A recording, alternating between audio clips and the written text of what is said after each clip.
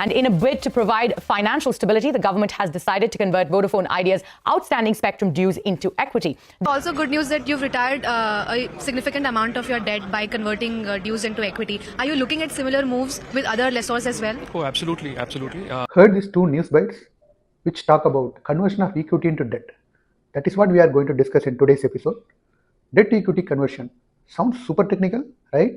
But don't worry, today we are going to make it as simple as possible. If you stay with me till the end, you will understand one of the coolest tricks companies use to stay alive when they are drowning in debt or dues, as in the case of Vodafone. So what is this conversion or swap? So imagine you have taken a loan from your friend, rupees 10,000, but you cannot repay it. So instead, you say to your friend, please take 10% of my business instead of the money. That is exactly what companies do in debt equity swap. Companies give shares to the lenders and lender convert the loan from their books into equity. Before proceeding further, can I request you to subscribe Learn by Choice and view all our videos which are of interest to you. Your subscription motivates us to make more videos on NPS, financial literacy and self-empowerment. So let us come back to the topic of the discussion. So companies usually do debt to equity conversion when they are in deep trouble, like serious cash flow problems, losses, or a big drop in their income. The lender sees that they might never get their money back. So instead of waiting forever, they accept the shares from the company which has borrowed the loan from them. This gives the company breathing space to recover. It's like pressing the pause button on a crisis. Now you might ask, why would any lender agree to do this? Well, if the company survives and grows, the lender's shares may become worth more than the original loan. But if the company still fails, the lender may lose more, because in bankruptcy, shareholders are the last to be repaid. So this move is always a calculated risk for both the sides. So let us take some real life example. Company A owns 500 crores to a bank, but suddenly the company A loses business due to economic crisis. They cannot pay the loan. So they say to the bank, please take 20% of ownership of my company and close my loan.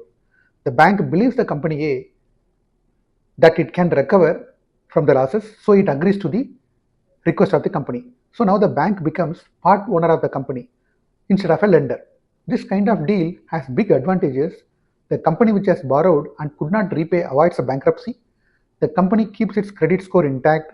The company does not need to borrow more, but there are drawbacks. The owners or the promoters of the company lost control to the lenders.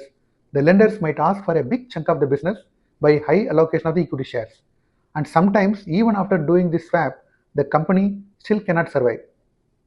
Here is an interesting part of this conversion story. Some companies use this swap not because they are desperate, but to improve their financial image. By reducing the debt and increasing the equity, they look healthier on paper, which can attract new investors. It's like dressing up smartly for a job interview. You want to make a solid first impression. So debt equity conversions are not always about survival. Sometimes it's about strategy. So next time you hear that a company gives shares instead of cash to settle the loan, you will know it's not a shortcut. It's a strategy.